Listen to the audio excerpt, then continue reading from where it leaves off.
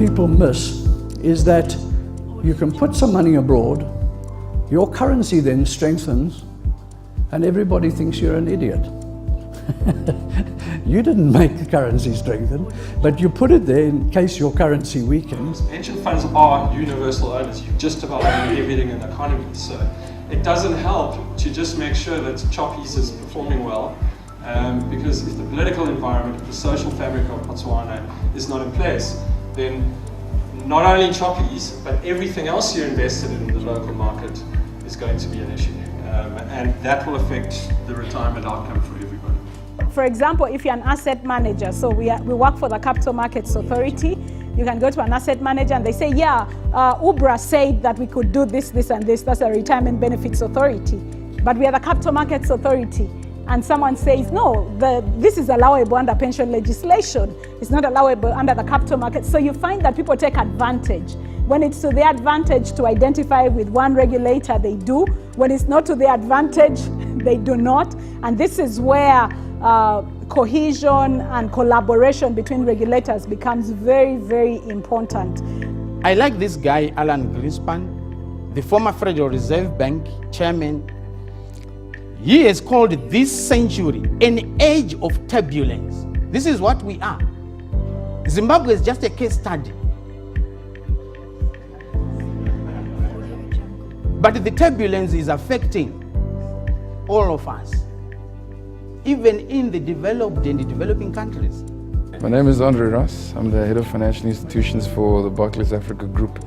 And the reason we got involved in the East and Southern African Pension Conference hosted by AMC is because we feel that there's a need for these kind of platforms for practitioners in the pension fund space, regulators, asset consultants, trustees, asset managers, and service providers such as ourselves to get together to deliberate around some of the challenges that we're facing. There's a massive change in global trends, but also some of the sustainable and development goals and challenges that we're facing on the continent that can be addressed through efficient mobilization, responsible mobilization of pension funds on the continent.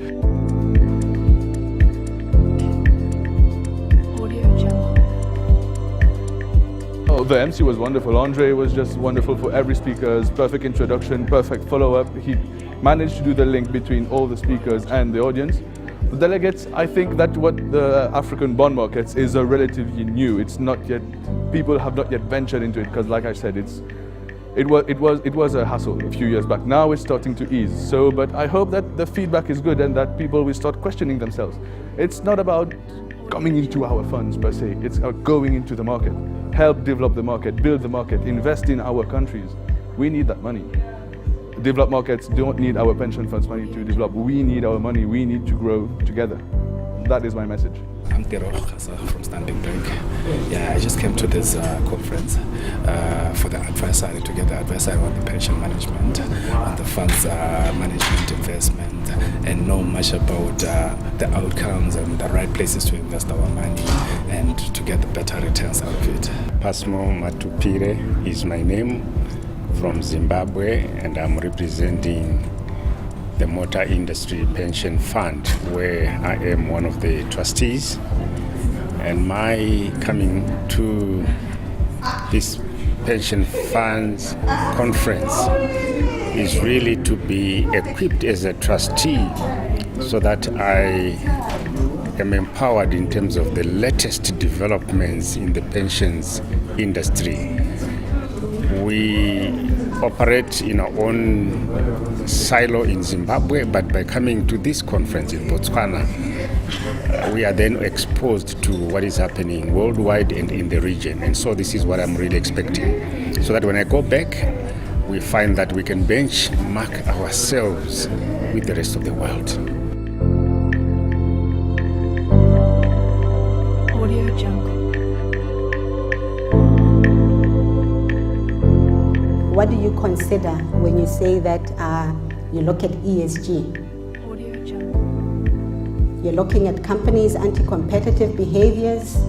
You're looking at a particular company's human rights grievance. Audio You're looking at its labor and management, because a strike in any particular company will kill your financial returns if you don't consider the impact of the social aspect of any company. You're looking at its labor practices. Does it take care of its people who help it generate its financials?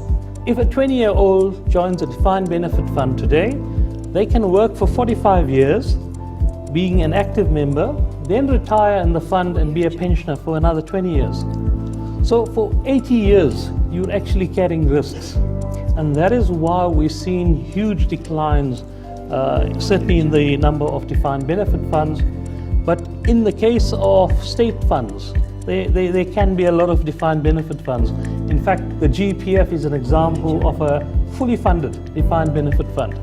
So if every single member left the GEPF today, they would have sufficient assets to pay out those benefits. The retirement fund is not about a cash withdrawal benefit, it's about retirement. So how are we thinking about these things? How many have actually thought that a defined contribution fund for 100 members is 100 defined benefit funds? Ever think of it that way? Maybe we should. Even a defined benefit fund is not one fund. It's a whole lot of small little funds because it's on a member level. What is the promise for the member? And how is that promise going to play out when he or she eventually gets to that point? I think this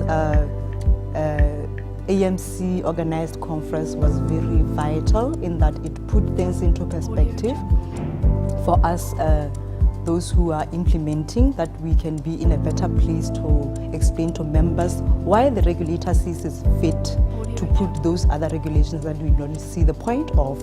For example, the balance of risk and focus on getting return for the members. This training should enable me to be able to dig a bit deeper in my analysis, in my engagements with whoever we've employed, whoever we've contracted with to help us run this fund. Okay, so saving is an essential element of our lifestyle and the landscape that we live in, the times that we live in. But the difficulty is that people don't have a good understanding of what they need to save.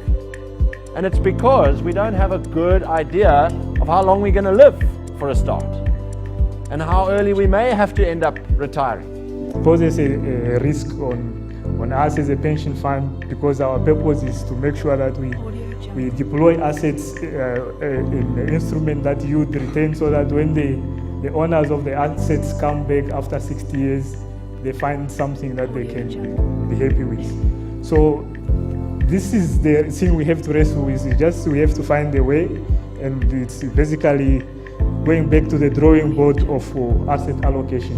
And one of the things we are realizing in the investment management industry is that for the last 100 years we've believed that past performance is somehow indicative of the future.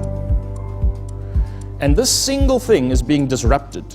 We are realizing that what happened in the past has got nothing to do with the future. And if that single thing changes, the whole industry has to change.